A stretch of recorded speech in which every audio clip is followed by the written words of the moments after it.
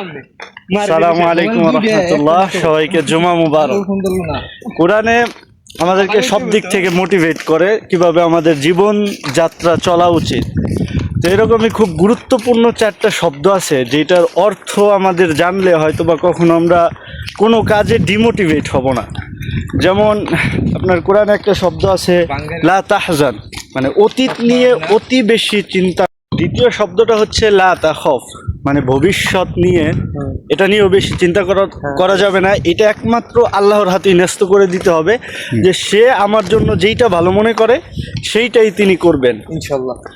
Third যে শব্দটা হচ্ছে সেটা হচ্ছে লা তাওবাদ, মানে আপনার ভবিষ্যৎ চলার পথে অনেক সময় অনাকাঙ্ক্ষিত কিছু ঘটনা আপনার সাথে ঘটে যাবে, সেই ঘটনাগুলোকে নিয়ে রাগ করা যাবে না।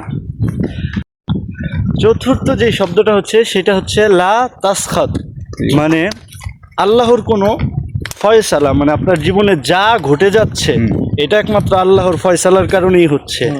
এই ঘটনাগুলোর কারণে আল্লাহর ফয়সালার উপরে রাগ করা যাবে না যে সে কেন আমার সাথেই এমন করে, আরও তো অনেক মানুষ আছে, এই বিপদগুলো তার উপরেই দেওয়া উচিত বা তাকেই দিতে পারতো। শেষে একটা কথা মনে রাখবেন যে আপনি যখন আল্লাহর থেকে অনেকটা দূরে চলে যাবেন তখনই আপনার উপর কোনো না কোনো বিপদ আসবে। আর এটার পিছনে কারণ হচ্ছে যে আল্লাহ চায় যে এই বিপদের কারণে আমার বান্দা আমাকে স্মরণ করুক। সেই চারটা শব্দ সবসময় মনে রাখবেন, জীবনে কখনো ডিমোটিভেট হবেন না।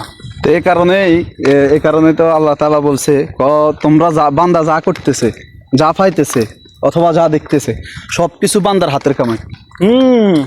সব কিছু বান্দার হাতের কামাই, সুতরাং আমাদের হাতে আমরা যেটা কামাই করি এটা নিয়ে তো কোনো প্রকার রাগ করা যাবে না। না না, ওকে ভাইয়া, আপনি গুরুত্বপূর্ণ কথাগুলো বলার জন্য আপনাকে ধন্যবাদ। আসসালামু আলাইকুম।